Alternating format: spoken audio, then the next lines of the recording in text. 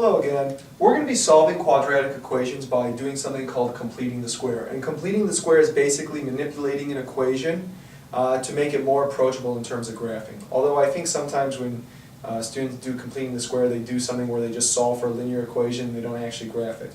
I'm going to do an extension of it and show you how to graph at the same time. There are a few tricks to realize when you're completing the square. And I want to do an easier one first, and then we'll do a more difficult one on the second set, just so kind of reinforces concepts. So with completing the square, what's really interesting about this is you're not really changing anything, but you're kind of manipulating it the way you want it to be so that things kind of work out very nice. It's actually quite brilliant, and it's used in order to prove something called the quadratic formula, which we will do shortly thereafter. Not the proving part, that's just, well, it's not difficult, it's just kind of unnecessary, to be honest, at this point.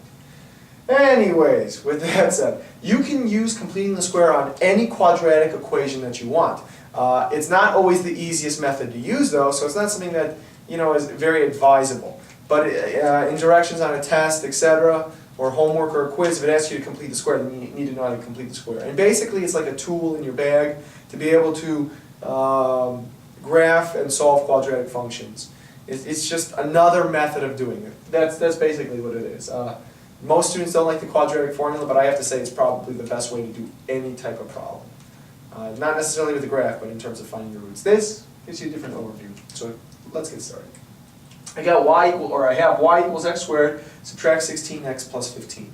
What I want to do when I complete the square is I want to get everything with an x on one side and everything without an x on another. And don't worry, we'll kind of manipulate it afterwards.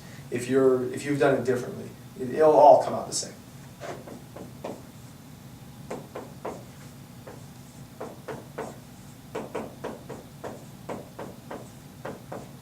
Now here's what I do. I take my middle term, my term with my x, and I try to figure it out. And by the way, if there's a GCF in front of the x squared, you have to get rid of it, and that will be our second example. But fortunately there's just a 1, so I'm good. Here's what you do. You take this term, this number right here, negative 16, or any the b term actually, just the term with the x, and you divide it by 2. And you always divide it by 2 when you're completing the square.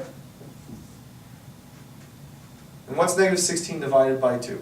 It's negative 8. And then, after you divide it by 2, you square it. And negative 8 squared is negative 8 times negative 8, which is 64. Now, if there are a few of you panicking at this point, don't worry. It's just a manipulation of an equation that somebody came up with to make it true. So, with that said, we're going to try this now. Here's what you do. We're going to manipulate this equation after we got everything without an x on one side, everything with an x on the other side, and making sure there's nothing that we can there's nothing in front of the x squared. If there's something in front of the x squared, we have to take it out no matter what. So with completing the square, my next step is this. I'm going to put in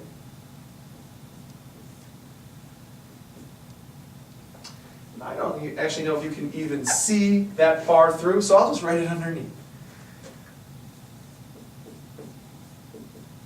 We're going to put a blank on the left side of the equation, plus blank equals x squared minus 16x plus blank.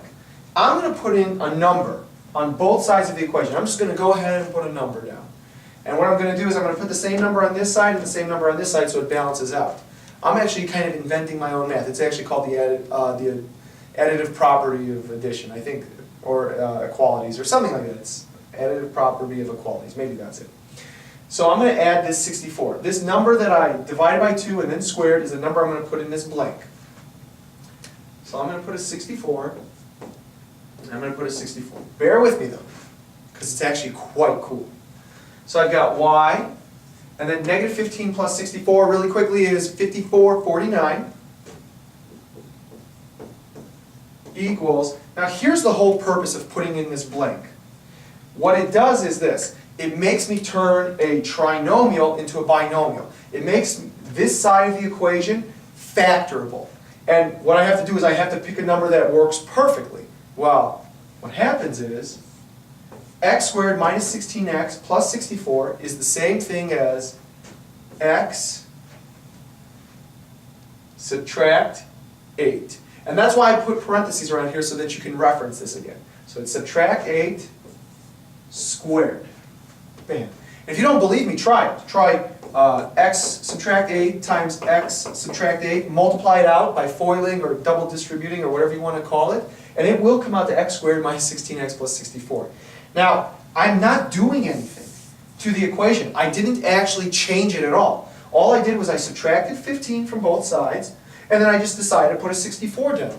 And that's perfectly legal as long as I do it on each side of the equation, or add 64 on both sides of the equation. And then I took this, and I turned it into a binomial. So I haven't done anything. Pretty cool, I think. Yeah, that's just my opinion, though. So now what I want to do is subtract 49 from both sides.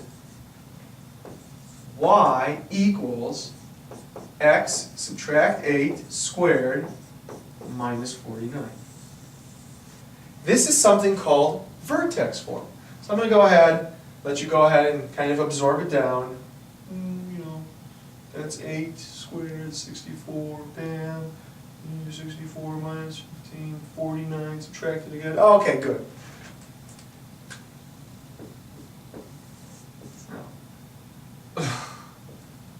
Terrible graph. What this basically means is this.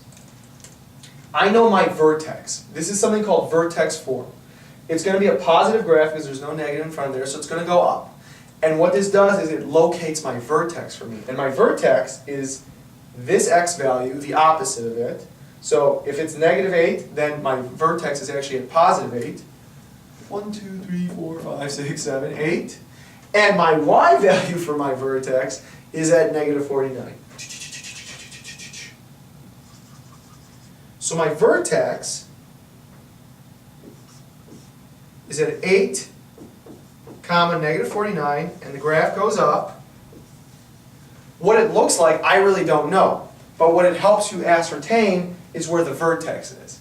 And that's it. And people are going to say, well, that's pretty useless. Well, before graphing calculators, I mean, well, there were graphing calculators when I was in school too. But I never used it, and our teacher expected us to just graph it. She said, you know, put in the vertex. The graph doesn't have to be perfect, I don't care. But I want you to locate the vertex and tell me if the graph goes up or down. And that was pretty much it. And if she wanted us to, we'd figure out other things as well. But when we completed the square, that's basically what we did. She never wanted a perfect graph. She just wanted us to understand what was going on. And sometimes that's more important. I can't really tell you what this graph looks like without making a table, but at least I understand what's going on. And that's the whole point of completing the square. Yeah, we're going to do a second installment of this and see how it goes. But for right now, have a good day. Goodbye.